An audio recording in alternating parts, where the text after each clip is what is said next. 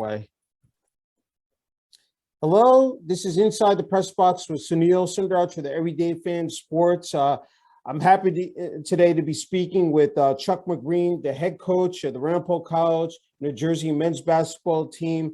Coach McBreen, again, thank you so much for taking a few minutes out of your day to speak with me. I really appreciate it. No problem. I enjoy being, on the show. Hey, your 24th season, Coach, said there at Ramapo College, the Roadrunners men's basketball team we were talking about before we came on the air, it said, not being able to play, said last season was, definitely said a major setback. But, I wanted to talk to you about this season. You alluded to the fact off air, how, said young this team is. You only returned 5 players and just breaking it down, 5 upperclassmen, 5 sophomores, 11 freshmen. It said you definitely have your work cut out this season, Coach McBreen. It's been a rough go. Not being able to play really set the program back. I feel like I'm starting all over in '98, building my program from ground zero. It's not something that I think can't be done, but it's going to be quite a challenge. When I took that challenge in '98, I was 33 years old. Now I'm given the same task at 24 years later, and it's not as easy a challenge at this stage of the game. But I'm not saying it can't be done, but we have one guy who played minutes.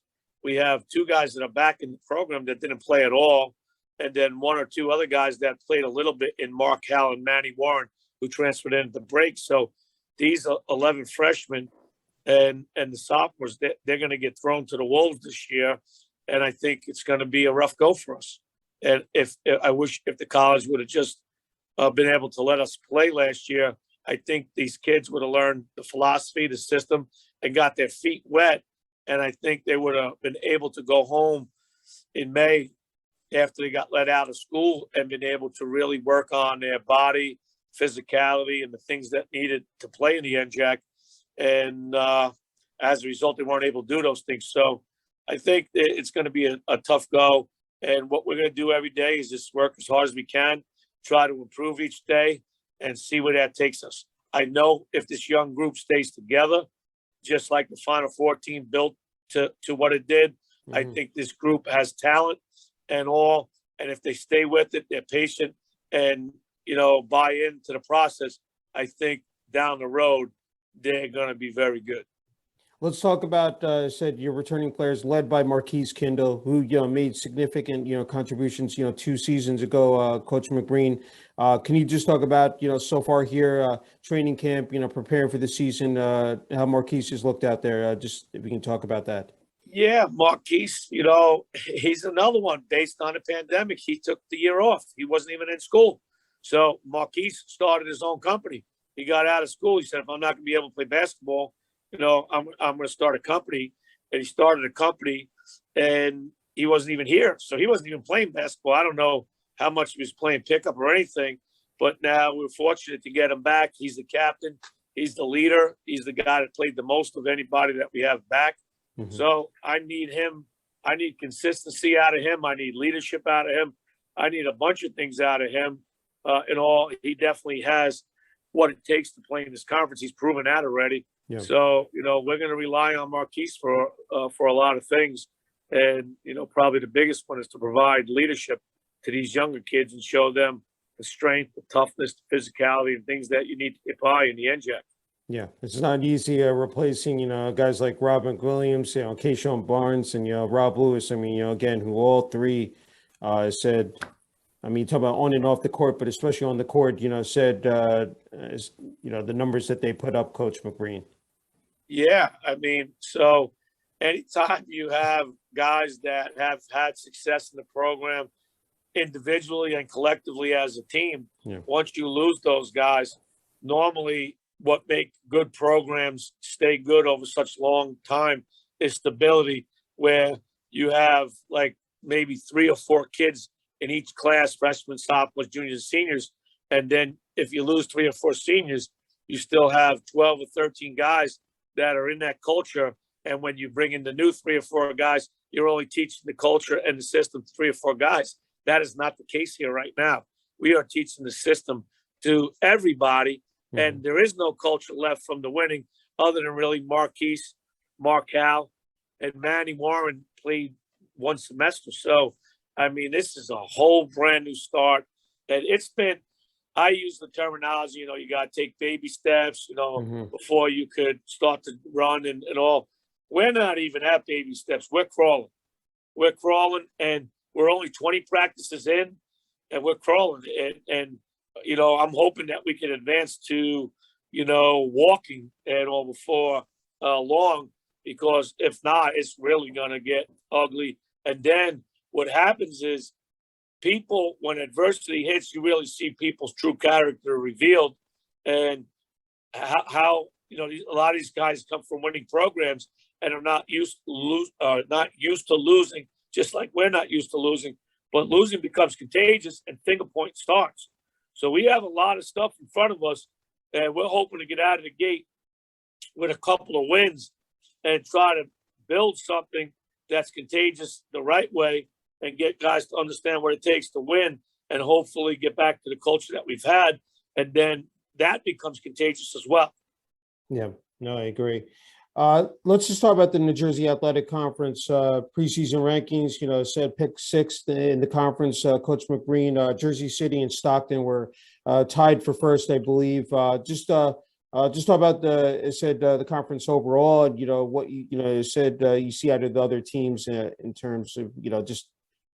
Well, first I would like to say that the people that picked this, I was wondering if maybe Stevie Wonder or Ray Charles picked this, putting us sixth, because we haven't played in 2 years, and I don't even know if these people even know what we have. I think they're just going on our tradition and reputation. Yeah. Like right now, we're not a playoff team. I would pick us like 9th or 10th, like at the end of the day, how they got us in the playoffs. If we can make the playoffs, I would do cartwheels and handstands and backflips and be ecstatic. But right now, I think that the goal is to win on Wednesday. And like I know I talk in cliche a lot of times, but right now we're only trying to go 1-0 on Wednesday. Yeah. I can't even look at the other 24 games. But as far as the other teams go, I think they got it right. Obviously, Stockton blew a 20-point lead in that asterisk type of season of 8 games in all. And Jersey City hit a shot at the buzzer. They have everybody coming back and added some pieces, and Stockton's got everybody back. So I would consider those two the favorites, just like they picked it. I was very surprised. Rowan did not play last year, but they picked them third. Although they have a lot back from the year when they last played. So I could see that. TCNJ has been a factor in our conference, for a number of years since Matt Goldschmidt's taken over. Yeah. So they have them up at the top. Although they did lose Jocelyn, he could have come back. He decided to go play overseas. So I think that will hurt them a little bit. So they moved down a little bit. The team that I think could be up a little bit higher is Montclair. They had a good year last year, and they had a lot of newcomers that learned the system that I wish we could have done the same. And I think they're going to be up there and be a factor. Their style of play, playing a lot of guys, pressing the whole game, trapping, and getting out on a break, running, shooting a three is a very effective style that's worked for us in the past. So I think they're going to be a factor. And then I think that last playoff spot, Rutgers Newark has some experience, although they did lose Barney's. They have some experience. I think they're going to be a factor in that, last playoff spot. I watched Kane last night dismantle Purchase by 40. I think they're a much improved team. They got 2 transfers in, Latrell West and a kid from Bayonne who was at Division I Manhattan. His name starts with an S. I forgot how to say it and all. I think it's Strazala and all. And he's very good, and I was very impressed with them. So they're going to be a factor, and I really don't know much about William Patterson and Camden right now. So, it's going to be – I really think the top 7 teams in the NJAC or 8 teams are going to be very good fight for those 6 spots. And I don't know at this stage whether to characterize my team as one of those teams. It's it's going to be a learning process, and we're going to take one day at a time. Yeah. I know you're, fully concentrated on this season. Tomorrow's opener against Sarah, Lawrence College. But I had to ask you, Coach McBreen, saying your 24th year, and I just, one of the facts that numbers that stood out, was that Ramapo College, the men's basketball team, has been one of the winningest programs in 4-year college basketball programs in the state of New Jersey, Division 1, 2, or 3. I'm wondering, being able to establish, said that consistency, that winning track record, year after year. I mean, it takes a lot of hard work. Said I had to ask you that as you enter your 24th year, just what that means to you personally, Coach McBreen. I said you're in the Ramapo College Athletics Hall of Fame as well. I mean, there's so many, accolades and accomplishments, but just what what that means to you and what comes to your mind, Coach McBreen. It's amazing because Ramapo was not a basketball school before I got here. They only had a couple of winning seasons in school history. Yeah. And now since I've been here, we only have a couple of losing seasons. Yeah. But it all started with changing the culture here, getting kids. You got to get kids that have skill, but you got to get high character kids with a positive attitude and humility. And that's the start and the foundation of a winning culture. And once you can put those kids together and then have a balance in each class of freshmen, sophomores, juniors, and seniors, you can maintain that winning and that success over a long period of time because you're only losing a few guys. This is a very unique situation of how many guys we've lost and because of a pandemic that has kind of derailed the Roadrunners, or else I think we would have continued on the same path that we were. But I'm very proud of what we've accomplished. It's been amazing. We got 10 NCAA berths. We got Final Fours, Final Eights, Sweet 16s. We've got, people don't realize, but we have 14 championships. People know about the 5 NJAC postseason championships, but we've won 7 regular season and 2 ECAC. So this is my 24th season. We did not play last year. So theoretically, I've only coached 22 years here. And in those 22 years, we've won some form of a championship 14 times. Yeah. It's almost 2/3 of the time that these kids get to experience a championship. So I just think it's a great credit to these kids and to be part of it, to win 14 championships and have the success that we have.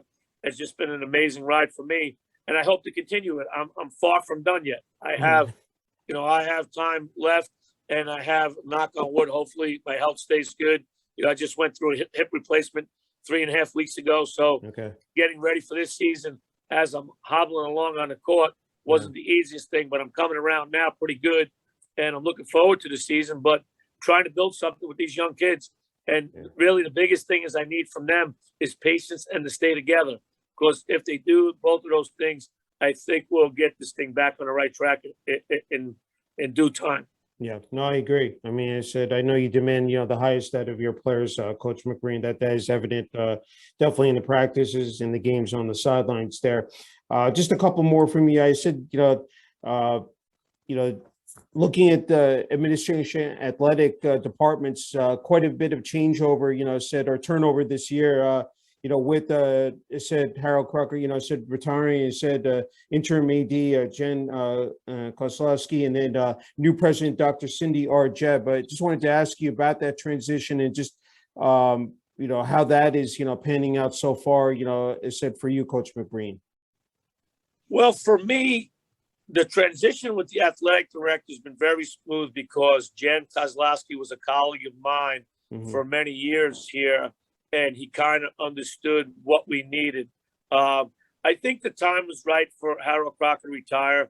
The pandemic, I think he did a great job in his early years. He was only here, I don't know if it was 5 or 6 years, whatever it may be, but he did a good job. And then the pandemic hit. And I think it just, all the things that are involved with this pandemic and all the changing of laws every day, CDC and the World Health Organization and state, you have so many different variables that are in play, and always having to update our documentation and what we do here and everything else.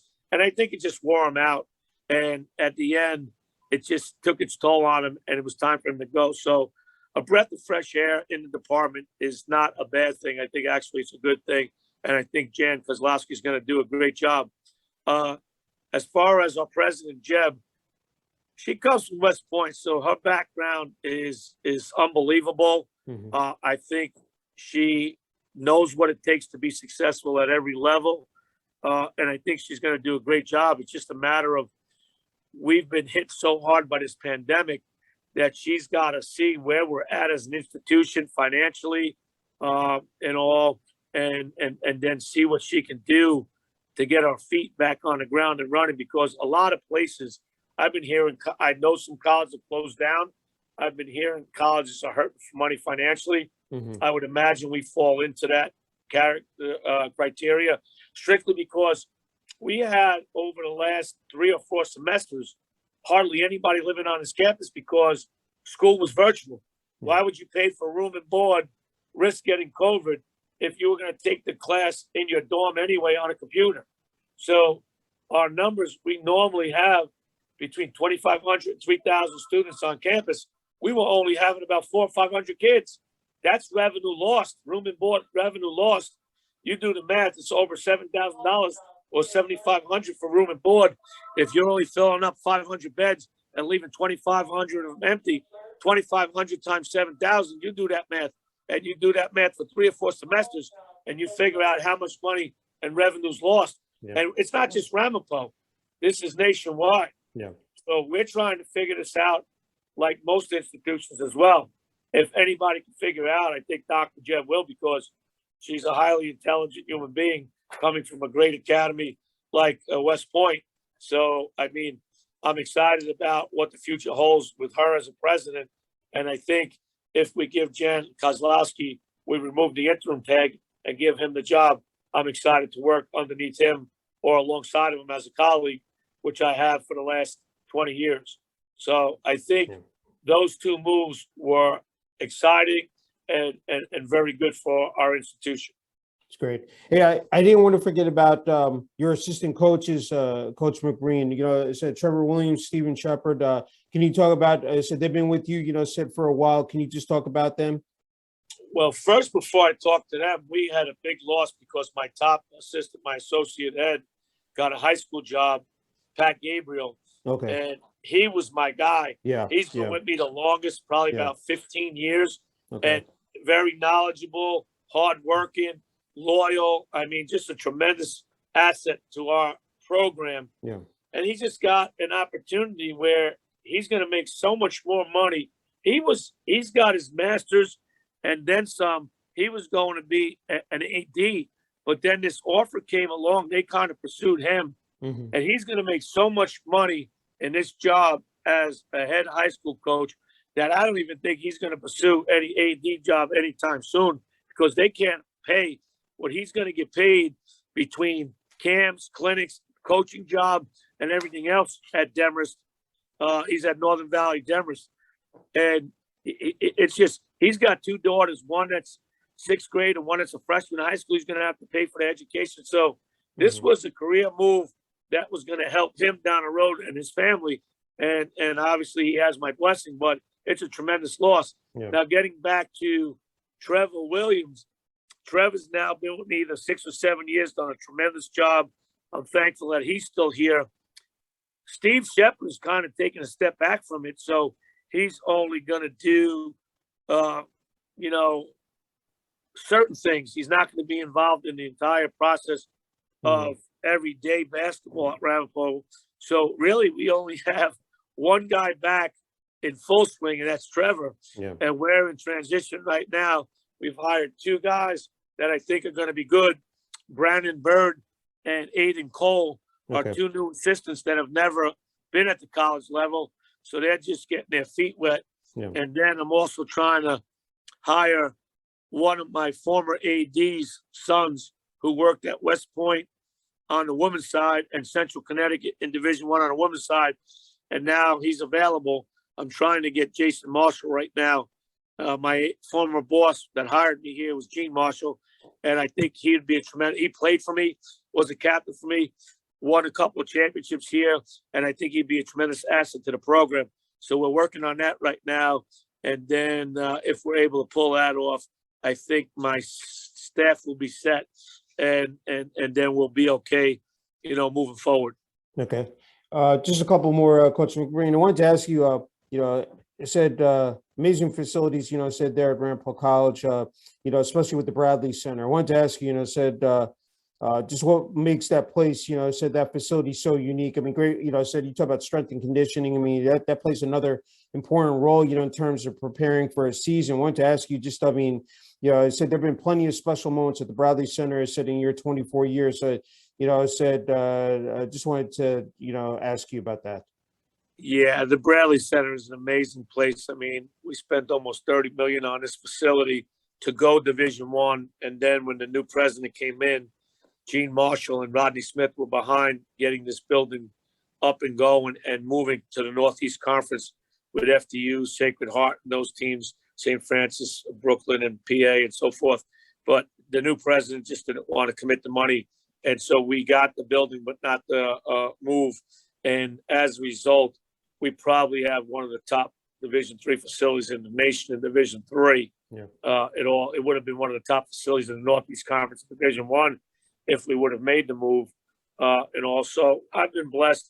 Didn't know when I took the job in '98 that we were getting this, but we opened it in 2004, and we've been here ever since. Mm-hmm. So, like you said, we've had a lot of great moments.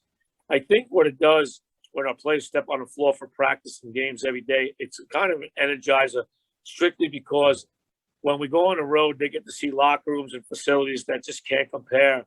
And when they come back, they get to appreciate how great our place is. And every day that I cross those lines and step onto the court, it's an energizer for me, should be an energizer for them. It's a blessing, and it's an appreciation for us that we have, one of the top probably 5 facilities in the nation. Yeah. So it's just been great to play in it, to practice in it. And then it even becomes better when we are going good and we can pack the place. The energy in the building is absolutely phenomenal. Yeah. Obviously, you've been in those NJAC moments and NCAA moments. And, people don't realize, like, they see, like, Duke and Kentucky, and they pack the place, and they bum rush the floor. Yeah. We're just a scaled-down version of that. We still get the crowd noise when that place is rocking and you have 2,000 people, the noise bouncing off the walls and the environment. And then you saw it when we beat Jersey City on a half-court shot by Tom Bonham, by All-American. They bum rush the floor. It's no different at our level. It's just a scaled-down version. Yeah. The noise is the same for the size of the building. And also at the end of the day, when we pack the Bradley Center, it's no different than when these big-time schools pack their place and have the noise. We have the same noise, and the place is rocking, and it's just an incredible environment to play in. No, I agree. Hey, I wanted to ask you a typical, work day for you, and then, game day itself, preparing, set for, set tip-off. What those moments are like for you, Coach McBreen, and just, walk everyone, just, what, that work entails, said for you. So, we come to the Bradley Center, meaning myself, on the day of a game, and you got to get yourself in the right mind. You got to prepare. There's things that got to be done. And because it's Division III, you don't have the resources and the people to do it. It's not like I have my assistants. They're at a full-time job during the day before they ever get here. So if we're tipping off at 7:30, they're more than likely not getting here till 6 o'clock. Mm-hmm. I'm getting here in the morning in a regular day, and I got to start getting, stat sheets ready. I got to get video ready. I got to get scouting report ready for our guys. We got to go through a walkthrough later on in that afternoon, a shoot around and a walkthrough with our players. We got to make sure that they have their pregame meal. I mean, there's a lot of things that go into it, and it's only one. I'm a one-man show. It's a one-man show that makes sure that every part of this operation is up and running and that we're prepared for that game that day. And then it's after that, after we get through the walkthrough and shoot around, it's now last-minute preparation. My coaches start to come back into the building. Our guys went and got something to eat after shoot around, and they're coming back into the building. And now it's preparation for the game. Now we're trying to lock in mentally. Everybody's got their own music and their own different things that they do and all. I try to get off on my own or in the staff locker room with my assistants to just break away what the players listen to and what I listen to. are just two different things. I mean, today's music is not for me, so I'm gonna listen to my stuff back from the 70s and 80s and get my mind right. We're gonna get in the staff locker room and talk, about what we have to do, different scenarios that might take place in the game, and be ready for them and all. And then it's a matter of getting into the locker room, having our pregame talk and trying to get these kids motivated to go, and then go over last minute things that we've already discussed in our practices leading up and in the walkthrough and shoot around that day. And then now it's time to take the floor for warm-ups and get ready to go. And you have to be focused. You got to get your guys focused. We got to be focused as a staff, and hopefully we left no stone unturned and we're ready to go. And then now we'll see if the fruits of our effort, in preparation are well worth what we put into it. Are we getting out of it what we put into it? And going 1-0 on game day, if we go 1-0, then we got out of it what we put into it. If we don't go 1-0 on game day, then we got to get back to the drawing board and figure out how we can work harder to get better so that we don't lose going forward. Yeah. Before I get to, what the moment is, for definitely a season opener, I had to ask you another important component is the, balancing out that role as a student athlete as well. Academics, said is, a priority, a high priority, especially at Ramapo College. Can you just, speak to that as well, Coach McBreen? Well, us being one of the top academic schools in the state, probably in our conference only behind TCNJ, we pride ourselves in academics, and we pride ourselves in our players, being model citizens in the community. So, we try to balance. I try to, at this level, we usually practice only for 2 hours. Some people have a facility and space to go more. We have, a team practicing on the front side of us and a team practicing on the back side.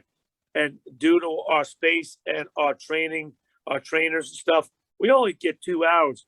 So, then we got to get our kids time to get in the weight room. We lift 3 days a week for an hour. So basketball related activity on a 24-hour day is only about 3 hours. There's some days that we have study hall and they have to study and stuff. But most of the time, the rest of those hours are on their own. And I tell my kids, even if I take up 4 hours of your time, if you can't figure out in 20 hours how to get sleep, how to study, how to go to class, how to have a social life and balance those things, I'm giving you 20 hours of time each day. I'm taking 4 hours of your time. You have to be able to figure it out. Kids that figure it out well succeed, are extremely successful. The ones that struggle with figuring it out or trying to put too many hours in bad places end up struggling, in the overall. Yeah. I don't think at all level. Division I's a different animal. Okay. Our guys, one of the things I try to tell them too is we only get 2 hours. So I think they need to get some gym time during the course of the day when they're not in class, get down, get some shots up, work on some different things in the gym. And I expect kids to get down here, several days a week, 3 or 4 days a week for an extra hour, an hour and a half to get those things in. I can't do a lot of individual improvement stuff during the season because you just don't have enough hours of practice. Yeah. My final two questions. Actually, I wanted to ask you about the schedule because, I said in previous years, of course, before, pre-pandemic, you would go out to Vegas, Las Vegas to play in tournaments. I mean, you're going down to, I think, Arlington, Virginia, to play in a tournament. But I think that's it, this year. I just had to ask you about that quickly, Coach McBreen. So we were a national program trying to play national competition. We had one of the best strength schedules in the country. Yeah. And we were looking to play the best because we wanted to be the best. And in order to be the best, we have to beat better teams or teams as good as us that are ranked as high as us or a little higher. Yeah. Now, as a result of the pandemic, I don't have that kind of program right now. So I couldn't schedule the same way that I did in the past. But as far as road trips, we weren't able to fundraise in the past. That was due to my hard work and the program's hard work in fundraising to go to Vegas. Those trips cost like $25,000, $30,000, and I fundraised every single penny of it. I usually fundraise for this program $50,000 to $60,000 a year, and one of my proudest moments is that in my time here, I've raised over 750,000 for these kids. And when I all said and done, I'm hope to say that I've raised over $1 million. So we just didn't have the money to go on this trip right now. So the college wasn't letting me because there was no fundraising for a year and a half. So we are back up and running again with fundraising as of mid-October. And we've already had 2 and hope to have many more to get our program back to where it was, to have the resources to go away. So this was all we could afford this year.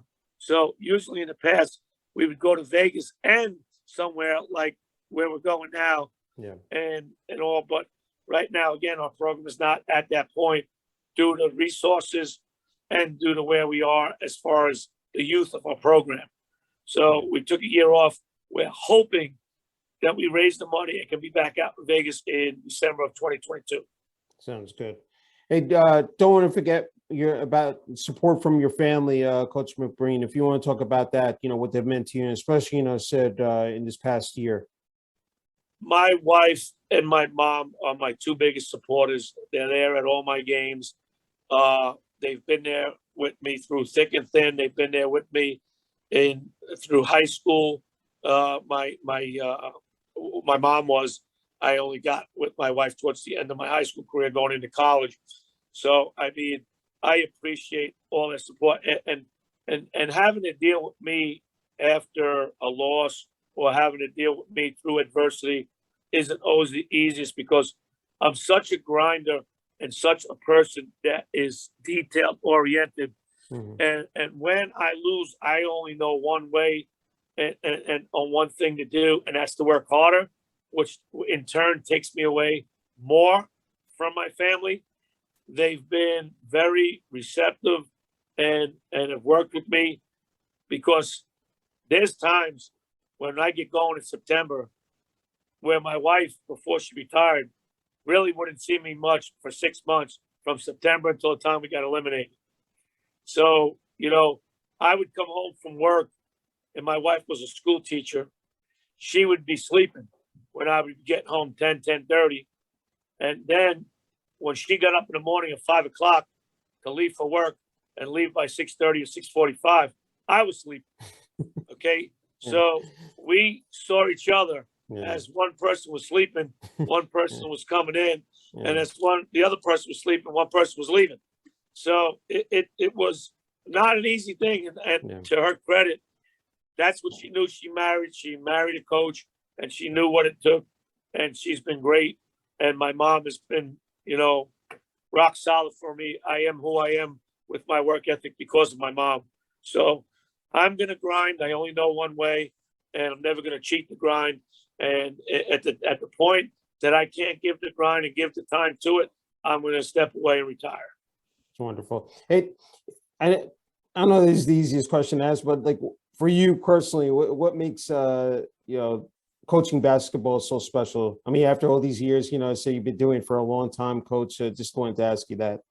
I'll probably say a couple of the main things is, number one, how can I impact the life of a young man and I felt I could do that at the college level by teaching life skills. I felt my court is my classroom, and I think my players will learn more from me in 4 years than any class they would have taken at this college, because I'm going to teach them all the necessary life skills that they need to be successful with whatever they choose to do when they get out in the real world. So being able to teach these kids life skills, being able to provide experience that's amazing for them, and seeing them prosper in this environment is really rewarding to me. The second one is the thrill of competition. I love to compete and all. Competing has always been important to me. So getting to do that every day, not as a player anymore, but as a coach, is really rewarding and all.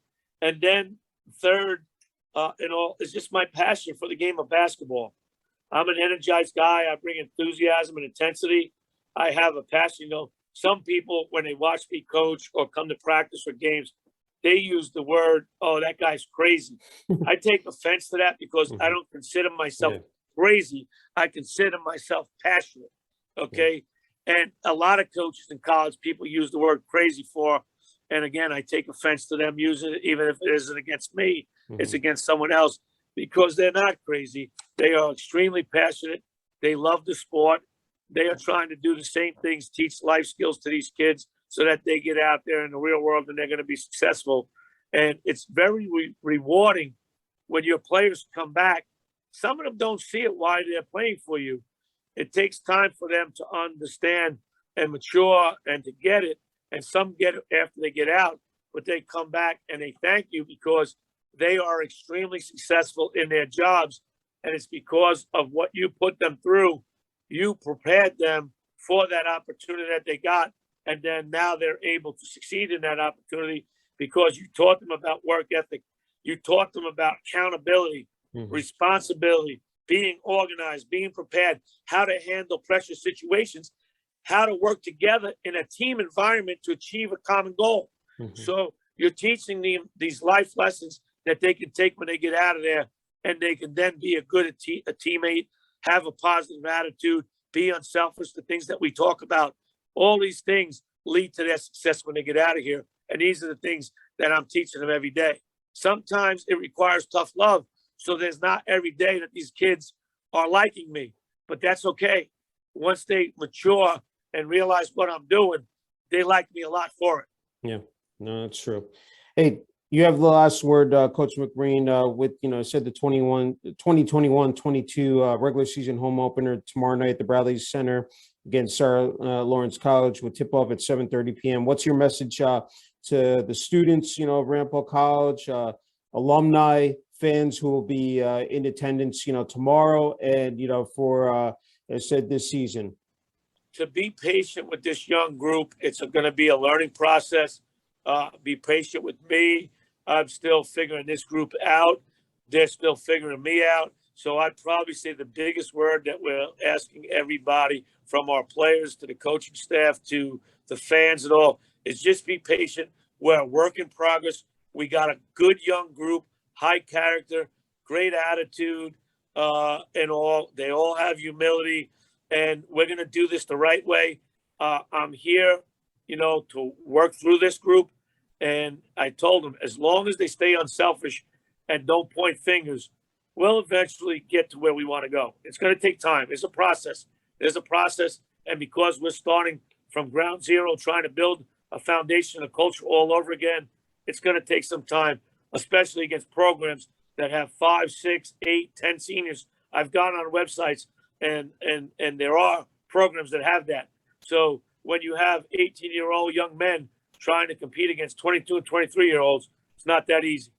So we're going to stay the course. We're going to keep chopping. I stole that from Shiano, down at Rutgers. We're going to keep chopping, and we're eventually going to knock the tree down. We're going to keep chopping, and we'll be relevant in the near future. Sounds good. Coach McBreen, absolutely a true honor and privilege, said interviewing you. Thank you so much again, for taking, said time out to speak with me, said about, said this year's team, said the Ramapo College, Roadrunners, said men's basketball team, and, said past years, and wishing you, said the rest of the coaching staff and all the players, said the best this season. I really appreciate that. And I appreciate all the support that you have shown my program over the years. And you always have first access to me anytime you want to get it. So thank you for all that you've done for my program. I really appreciate that. Thank you, Coach McBreen. All right. Thank you.